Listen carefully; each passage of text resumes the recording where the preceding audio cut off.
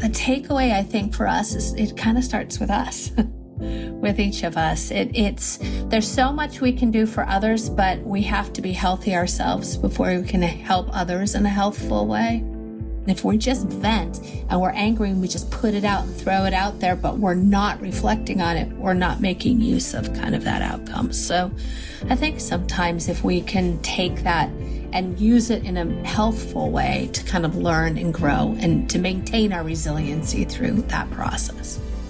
And I think the other part of this that is very tough for so many of them is not just the response to the trauma, but also the kind of the impact of moral injury, of not being able to help, especially when you're a caregiver, you're a helper. It's about helping. Get ready for your unofficial dental hygiene podcast. These are the tales of two hygienists, one East Coast RDH and one West Coast hygienist. Listen as they tackle the profession of dental hygiene with humor and enthusiasm. Now, please join Michelle Strange and Andrew Johnston as they tell you a tale of two hygienists. Welcome back, everyone, to another episode of A Tale of Two Hygienists, episode number 297. This is Andrew. And this is Michelle. Welcome to our little podcast here. Live from my living room. Yep, because we just got done with our 2022 content planning session. I cannot even believe. I cannot believe. It's already that time again. This is just crazy to me. Where has this? I'm still, not, and I'm not kidding, mentally in March 2020. Seriously. the day that, or the month that the world stopped. Yeah, seriously, which actually is a great kind of transition into like what we were talking about this episode in the interview was healthcare workers and how they have, I guess it's just been a real struggle for them mentally and all the stuff they've gone through in the last 18 months. All the stuff. Good catch, buddy. Good job. Thank you. Sometimes I can catch myself. But yeah, it's crazy that we're already planning the 2022. I just can't believe it. Well, and thank you everyone for your suggestions. Like we have Brittany, as you guys all know who Brittany is now, and she compiled all of everyone's comments, any like categories that themes. And so we've set up, I think, a pretty decent schedule. So it should be a nice mix of everything that you guys will ask for, including the guests. Yeah. And so I think it'll be pretty fun. Yeah, I think so. We're always trying to bring you guys relevant information, relevant like content. So we can only do that with your suggestions. So we thank you so much for that. And congrats to the winner of the gift card because we dangled that carrot in front of you guys. Yeah. It works though. It worked. They respond. So. And so for this week, you know, it's so crazy, Andrew, I know you weren't a part of this interview, but you'll hear, me and Kimberly chat a little bit about that she had a connection to 9/11 and that just passed 20 years. Holy crap. Yeah. And so big hugs to anybody who kind of went through any of that, lost people in the wars after, like lots of big hugs. But it was really interesting how she was comparing the struggles and the mental health issues and the emotional issues with 9/11 and how she helped some of those people to what she's seeing now with these healthcare providers going through the PTSD associated with it. So I don't think this is a super heavy topic, but we definitely want to give kind of a trigger warning. If anybody is struggling with any mental health issues, we are also bringing awareness to National Suicide Prevention Month. So just a trigger warning that we are talking about some of these topics. We will have some information in the show notes for you guys as far as like where you can get more information about emotional PPE and also the suicide hotline. And if you're having any struggles, please reach out. Please know somebody loves you, cares for you, and we have resources for you. Well, enjoy this episode with Kimberly from Emotional PPE. Before we get to the interview, we want to say a big thank you to Paradise Dental Technologies, or PDT, for supporting the continuing education portion of this podcast for so many years. If you do not know already, many of our full-length episodes count for CE. You'll find the links in the show notes, Or you can sign up for our newsletter by going to ataleoftwohygienists.com. When you sign up for the newsletter, we will periodically send out links to shows that have expiring CE courses attached. And none of this could be possible without the support of the amazing people over at PDT. So check out their hygiene and other instruments at pdtdental.com. That's pdtdental.com. Now, on to the interview. All right, guys, welcome to the interview portion of the podcast. I am very excited for this topic because I think it marries the month of September's topics so well. And September, as we talked about last month, and you're going to hear more topics or more podcasts about this topic, is Dental Infection Control Awareness Month. And it's National Suicide Prevention Month as well. And so I have somebody here from a newer foundation, a nonprofit. You'll have to correct me if I'm saying those incorrectly, but it's called Emotional PPE. And if that is not the most beautiful way to marry infection prevention and also our mental health, like it's gorgeous. So I just want to welcome Kimberly. Say your last name for me. Kimberly Johnson. Okay. Well, Kimberly, welcome to the podcast. Thank you. Thank you so much for having me. So give us a little bit of background about you and what Emotional PPE is. Oh, I'm very, very excited to do it. And thank you so much for inviting us in. The Emotional PPE Project is kind of a personal story of how I got into this. So I've been a clinician. Oh, I love it. Okay. Yeah, it speaks very closely to me, which is kind of why I'm excited to be here representing it. I have been a mental health clinician for about 27 years. I've done private practice. I've worked quite an arrangement of areas, and at present am in the program director for the clinical mental health counseling program at Touro College in New York. So I have, through the years, done quite a bit of work in disaster response and being involved on various levels in some form of psychological response following critical incidences.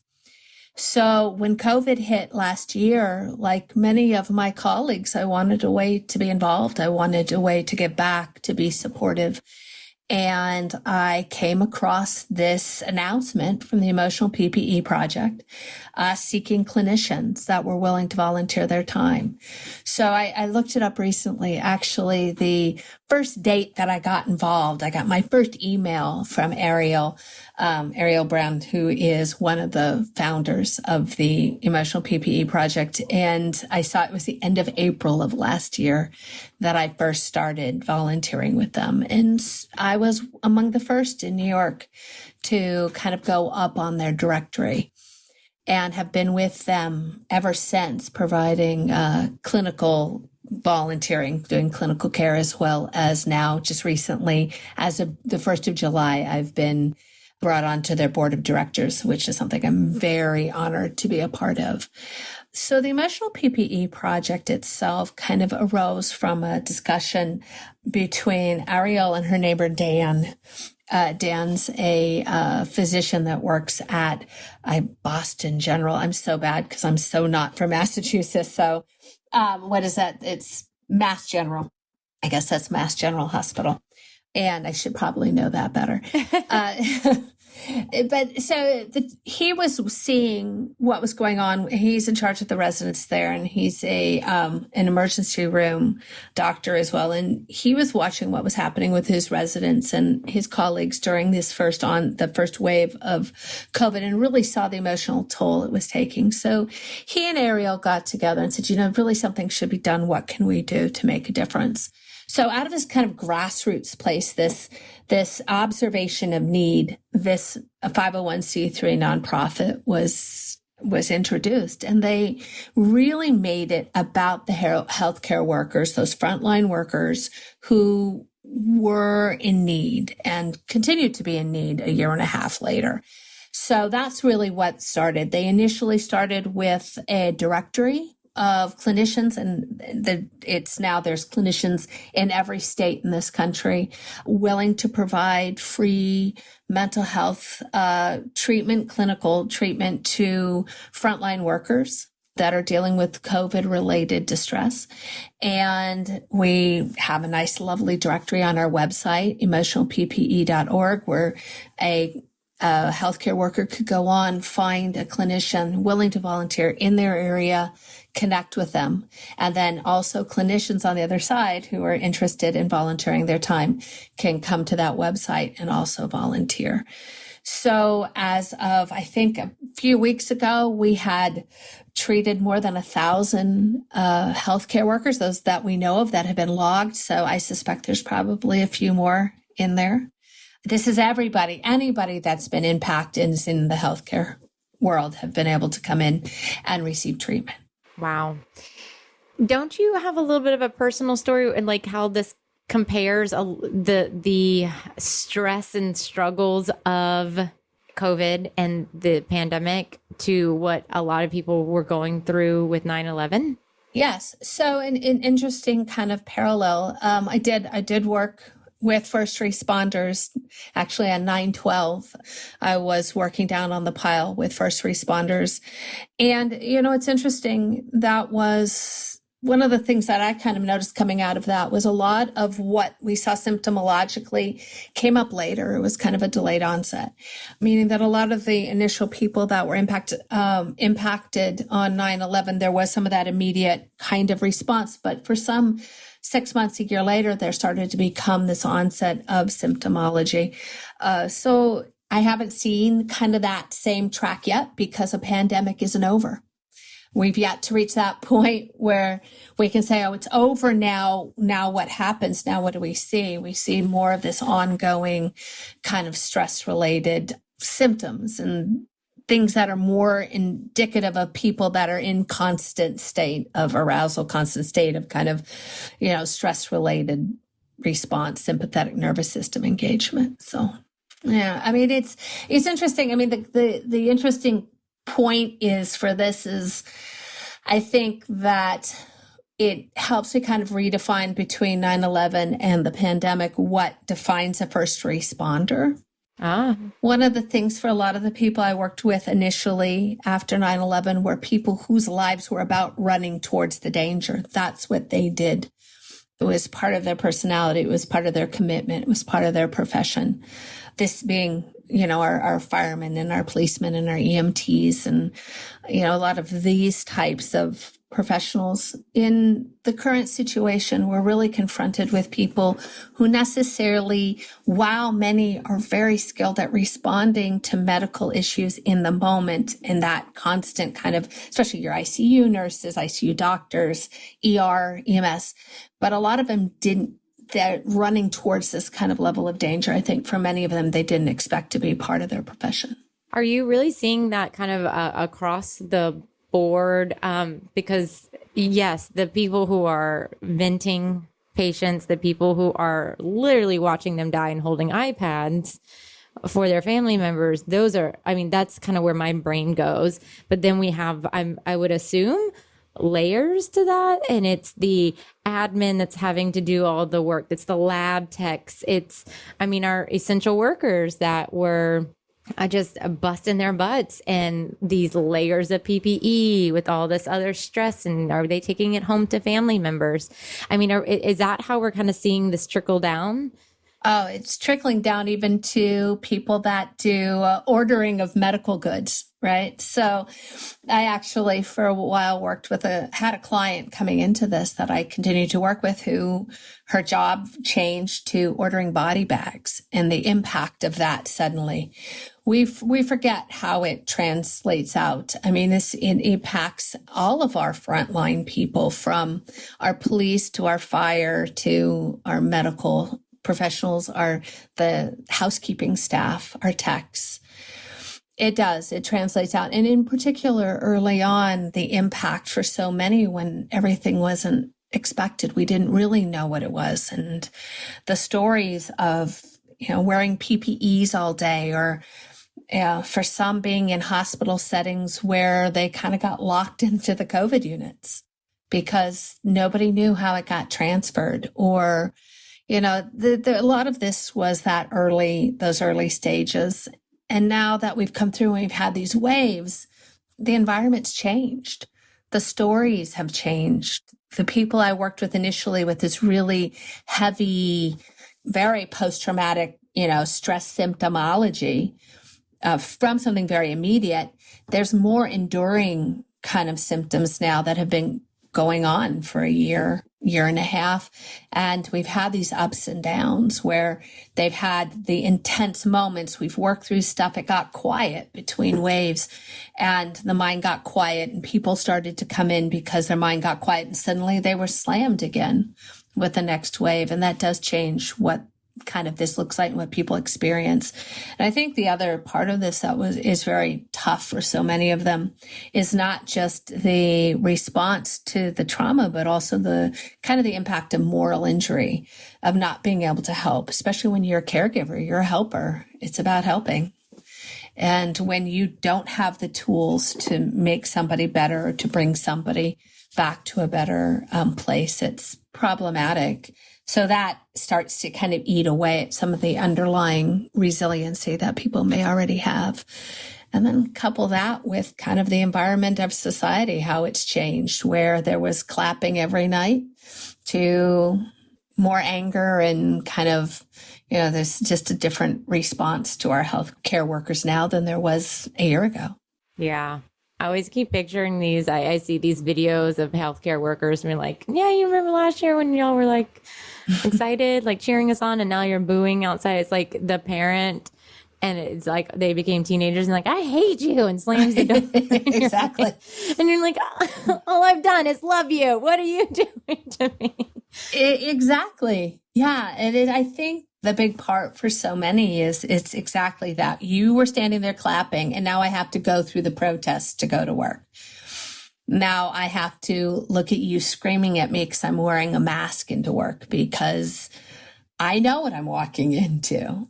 So for hygienists, we and dental professionals, one of the courses, our CE, is helping to kind of identify some struggles, identify issues that we're seeing with our patients, especially when we're talking about suicide prevention, but just overall mental health. And we've had a podcast on ACEs, and also coming at patients from a perspective of trauma, because obviously, like, you're probably not brushing and flossing, your oral health is probably, and then we're just like, and trying not to be that like annoying little parrot, like, have you brushed and flossed? Have you brushed and flossed?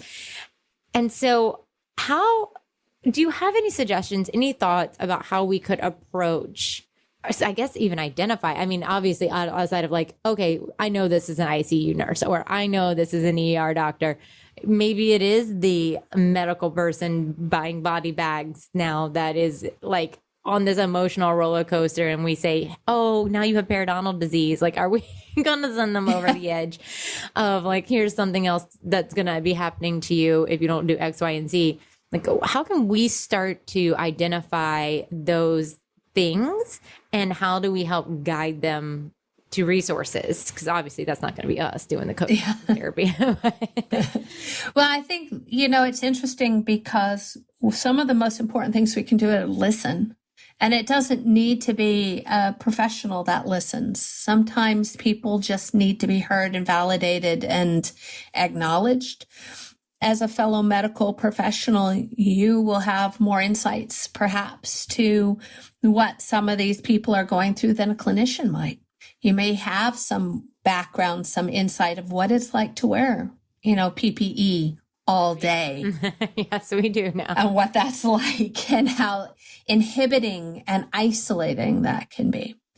So there are things that can be done to kind of cross some of those bridges and just listen. Things that we look at, when we're looking at our first responders on the medical or healthcare frontline workers, is first just letting them tell their story and assuming not everybody wants to.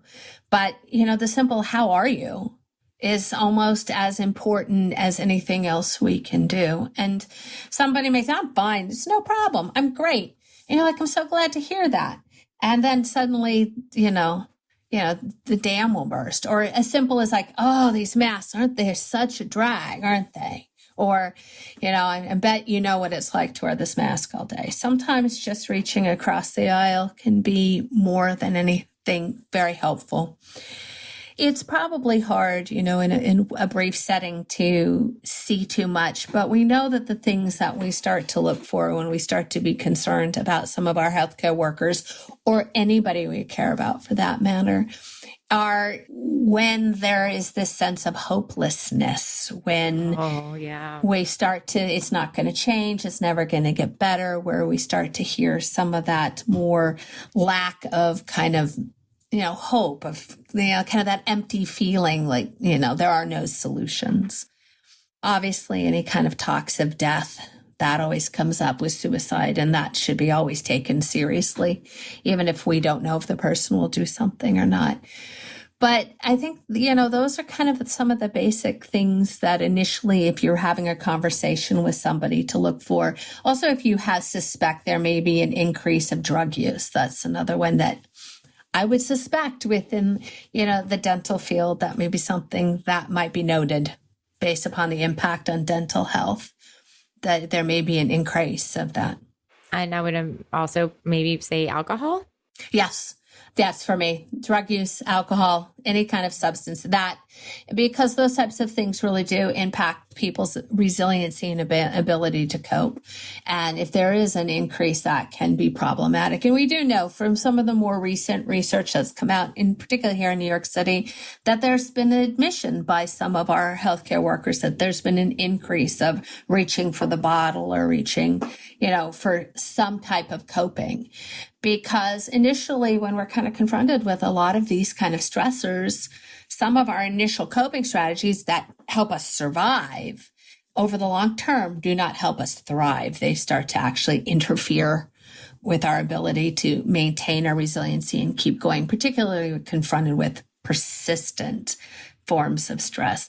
So where initially some avoidance, I don't want to talk about it, I just need to keep it inside. Initially, that might have some helpful benefits for the individual, but it's not healthful over the long run. So reaching for the bottle, reaching for some of our other kind of coping strategies start to be interfering over the long haul. So those type of things you start to look at. I can imagine it's so easy. I just want to sleep. I just want to rest. I need to stop the thoughts of feeling helpless or what I just experienced in that day. Yeah. And sometimes just having a safe place to talk about not work is sometimes very beneficial. Or the other thing that always comes up that we push is, instead of saying, how was your day? Say, how was one good thing? Tell me one good thing that happened today. So being able to help, the people that we are working with or that we're around to focus on something more optimistic and more positive than, just kind of that perseverating on, the ongoing everything's bad type of place. Just had a thought that was popping into my head around, we as an industry, we're a business. Just like all healthcare, right? We have to be making money. And so if we do a dental cleaning, I say that in quotations, air quotes, dental cleaning, but it turns into a little mini therapy session where they can just talk it out. That doesn't always seem like it is cost effective to the business. Yeah. But I just feel that it would be, one, you're creating, taking the weight off of somebody's shoulders is always worth it as just a human being in the world. But maybe just because you do something like that for a patient and give them that safe space to talk about whatever it is, they might be loyal patients that continue to come back, and that will be your ROI on just being a good human and letting them chat. I think that's such a great observation. I think we forget sometimes that there, maybe a little bit of time on the front end may pay off in the back end of commitment to and loyalty, to practice and to coming back and following through on treatment, right? Right. And we know that so many people, not just frontline workers, that might be our patients, might be our neighbors, might be our spouses, our partners and friends. We know that they're putting off their oral health. We know they are, but we know a lot of people are, just because the finances aren't there. They are single parents trying to Zoom school their kids and Zoom their life. And I'm sure the stress is going to be just so impactful on their oral health. So I'm sure when they come in, it is going to be a little bit of like, oh, we got some things to do. We got some procedures to have. We need to come in. And that's going to be a little overwhelming. I know this isn't your like expertise, like talking to dentistry and like, how do we motivate these people to get treatment? But like, how is there any suggestion on how we could approach somebody who is living in this world of being overwhelmed, dealing with the last 18 months of what that looked like? And how can we approach them in a way that isn't going to burden them or make them feel further or overwhelmed, that God forbid sets them over the edge, you know? Well, this idea of looking at patients too, and the people that come in is such an important component. Some of the simple things like breaking things down into smaller increment steps, giving people something that's achievable instead of laying out all the options or all the things you need to do. Strategize, give people something that they can control. And I know, be it frontline workers or, my husband, who's not a frontline worker in the healthcare industry anyway, we all need to feel a little control right now. We've had a year and a half of kind of not feeling so in control. So being able to break things down into smaller, more achievable increments may give somebody something to control, something to access.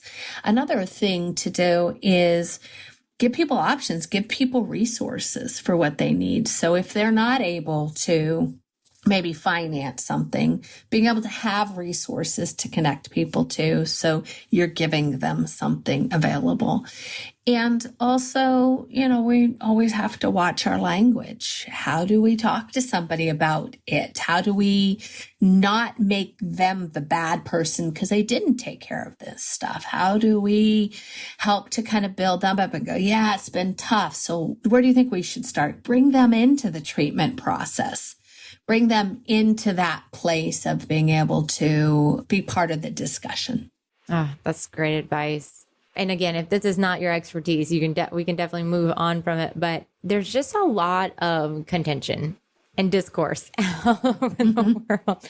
And I mean, we see it even in our industry of like, we have our association that supports a mandate of vaccines. And there's a major divide in our industry of like, if this is okay, if this isn't. And how do you have suggestions on how you can interact with just humanity, people you work with, people in your life?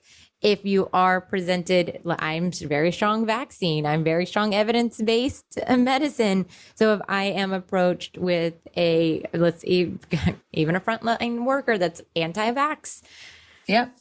How do we do this and still like embrace our humanity and compassion for them? Well, I think you used the most important word there was compassion. And second one, humanity. Both of those, I think, are really key components, is that we can disagree with each other and not agree on this place, but still see the humanity and have compassion for the other. But I think we still have to embrace the fact that there is a boundary where, as long as somebody else's behavior doesn't interfere with my own safety and my own health, then hey, have at it. I don't care if you wear a seatbelt, as long as it's not impacting me. All right. But at the same time, we're in service industries. And part of what we have to do is be able to maintain our own sense of self and integrity, but not to engage necessarily, not to, I think I've had clients who are I have students who are anti-vaxxers, and you have a right to your opinion, and that's fine. And I have to find a way not to engage or to get into that dialogue because it's not always healthy or healthful. So it's a tough one. It's tough to figure out how to kind of engage with people because we begin so divisive. It's like all or nothing. But the reality is that life is a very gray area. So being able to work on our own boundaries and our own self-care, to be able to leave these kinds of discussions and these kinds of patients at work to transition from work to home in a more healthful way, where you can think about, okay, I'm leaving the office. This means I'm done. Or you walk outside. If you're in a place where you can do this, take your mask off and breathe deeply this first breath of real air, and feel that as like this transition moment. Okay, I'm done with there. So it's tough because we're confronted all these times with kind of some of these moral issues and these conflicts. And I think it comes down to being able to do the smile and nod and say, I hear what you're saying, and leaving it there and not engage, and being able to walk away a bit. And the other part of it for our own sanity, and I always say this, is take a news vacation. Take a social media and news vacation once a week. Turn it all off. And so even when we go back into work the next week, at least we've had some time somewhere along the line to kind of just, regroup, to not get sucked into this continued discourse and dialogue, but that we can kind of rebuild ourselves, rebuild our resiliency, find a little patience and our own sense of hope and our own sense of compassion. And that gets built back at times when we're practicing self-care and not kind of just living constantly in that high stress. Yeah. And that reminds me of something somebody taught me so many years ago. And I think as caregivers, as healthcare workers, we are so good at bouncing, like from one patient to the next patient, to the next duty, to the next task, to the chart, to the whatever. And we take with us all that energy, and we're just carrying it from, even if that very first patient was someone that was very divisive or very sad or very happy. Like it's the energy, and we kind of take it with us to the next patient, the next patient, the next patient. And then by the end of the day, we have all this baggage of energy from people that we're trying to love on, essentially, in our own caregiver way. And so this person taught me, like, at the end of the day, even just that with the after patients, before I opened the door to go get them, was like, breathe in the good, exhale the negative, breathe in the good, exhale the negative. And just like taking that moment and like visualizing, getting rid of all of that baggage. But I will say, as a healthcare provider, I had a really hard time doing that because I felt like I was not caring for my patient. Like if I didn't carry their burden, then I wasn't loving them in a way, which is a hard thing to learn. But man, once I did learn it, it made my life a lot better. Yeah. I so respect that kind of, we call that a micro self-care. Ooh. It's not a vacation. It's not a long, it's not going to the gym every week, but it's one of those little things you can do and kind of insert into your daily routine that helps you. I mean, when we think about it, when I think about emotional PPE, or I think about the oxygen mask analogy, we have to put on our own oxygen mask first before we can help others. So that's part of it. And sometimes you taking care of you is going to make you so much better at caring, because you've now kind of done everything to bring yourself to a state where you can deal with your patients in a really intentional and compassionate way. But it's tough. People get into the caregiving professions for a reason. It's part of their character. It's who they are. It makes them good at this kind of work. It also makes us very vulnerable to the stressors that we face and to the stressors of our patients and to what everybody else is going through. Yeah. So were there any other points that you think are important for us to understand about what's happening in the industry, what's happening with our frontline workers? And I say dentistry has been a little bit on the front line, and we're not intubating patients, but we were definitely around where we're like, we create a ton of aerosols and Yeah. People need root canals. They're in pain. They have abscesses. What do? We don't know what to do. And then wearing all the PPE, and then also just dealing with the contention now. But like, how do we handle that? Are there any other additional points that I might not have asked about that could just help us as an industry with our patients, with each other, and with friends that are going through all of this? I think it's really about practicing our own self-care and really being on top of what that means for us. It also, I think, is finding ways to feed our own sense of realistic optimism, that things can get better. Realistically, what does that look like? Focusing on positives and positive thoughts and positive outcomes and times that were good. Really looking at our coping strategies and thinking of how that translates into being more resilient for the future. But, the takeaway, I think, for us is it kind of starts with us, with each of us. There's so much we can do for others, but we have to be healthy ourselves before we can help others in a healthful way. So, acknowledging that our lives and our professions are stressful and that there has to be some modicum of self-awareness and know when we're stressed out by our patients or our job, when we're facing burnout, when we're maybe not connecting and we're not talking. So one of the things that I always kind of recommend to any professional who's in the healthcare kind of industry or in the helping professions is to really connect with your peers. Use each other as that support. Only the person that walks next to you walks closest to your walking in your shoes.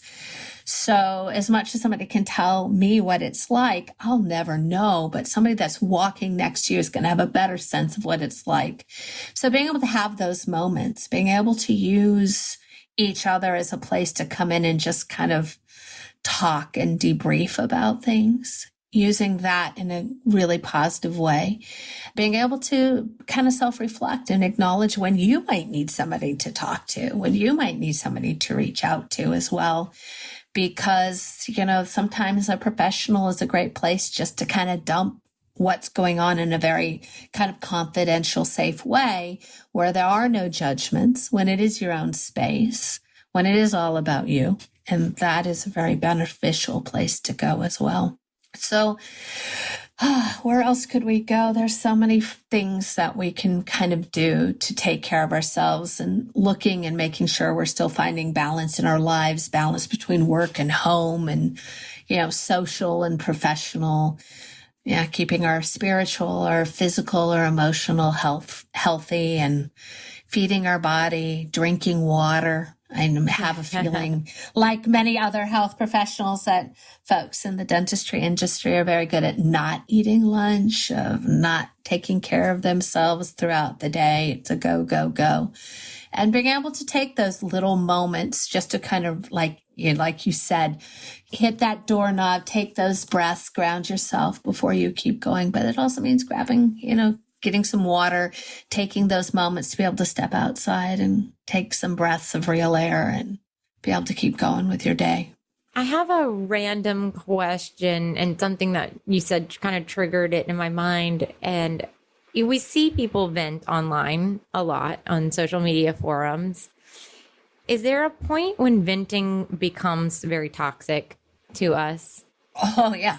Yeah, just like positivity can become toxic as well. Yeah. Toxic positivity. I do love that. It is. Everything's going to be good. No, it's not all going to be good. But there's a realistic part of that. It's, venting can be toxic. Venting can be toxic when it's not vented and left, but it becomes that spiral. When there is no reflecting of the venting. So venting, we do use this kind of terminology all the time. But sometimes I like to think of it as a download. The idea of you take it, you put it down and you kind of get rid of it. Not you sit it, you put it out there, you chew on it. You look for people that will agree with you. We have, I think, through social media really done ourselves a disservice on one hand, in that we really have just permitted it to become this kind of angry place at times. And that's where that kind of detox, that kind of, technology detoxes are really good to do, to step away. But if you're going to kind of download, or you're going to, let's use the word vent, if we're going to vent, do it in a healthful way which means you can put it out there and reflect on it and learn from it. So there's a great saying by Viktor Frankl that says that which gives light must endure burning, meaning that everything we do, things you give light, we're going to be burned sometimes. But the way that we find our resiliency and keep going is reflecting on that burn, reflecting on what happens. It's being able to find that kind of silver lining, that positive takeaway, that learned kernel from whatever happens. And if we just vent and we're angry and we just put it out and throw it out there, but we're not reflecting on it, we're not making use of kind of that outcome. So I think sometimes if we can take that and use it in a healthful way to kind of learn and grow and to maintain our resiliency through that process. If we find our teammates, if we find our patients that are, let's say, these frontline workers that are just like in it, right? Like they are in that cycle of just ranting, I'm just venting. Anything that we can say or not do to kind of help stop and help them with that reflection of it, like letting that ball drop instead of tossing it back and forth to each other in an effort to try to help them. I like the idea of the ball dropping. Sometimes people want to vent and they just want you to agree with them. Sometimes, not feeding into it is often the most healthful thing to do. Wow, it sounds like that's been tough. Not kind of, oh my gosh, that's terrible. Really, not feeding into it. Just not getting kind of sucked in sometimes is probably the healthiest way to maintain our boundaries. Find a way to change the subject. The smile and I'd, oh, that's terrible. So, boy, I was just noticing, just kind of just change the subject. But yes, sometimes trying to get somebody to self-reflect can almost cause more pushback than anything else. They go on the defense a little bit. Yeah, and it may not be the place we want to always go. So sometimes it really depends on kind of reading of the situation.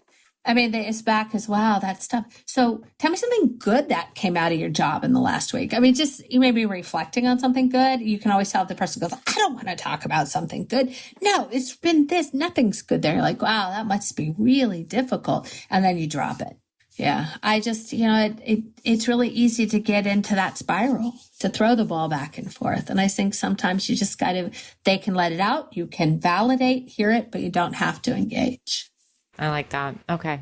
So as we kind of wrap up in our last, few minutes, I would love to talk a little bit more about how do people find emotional PPE?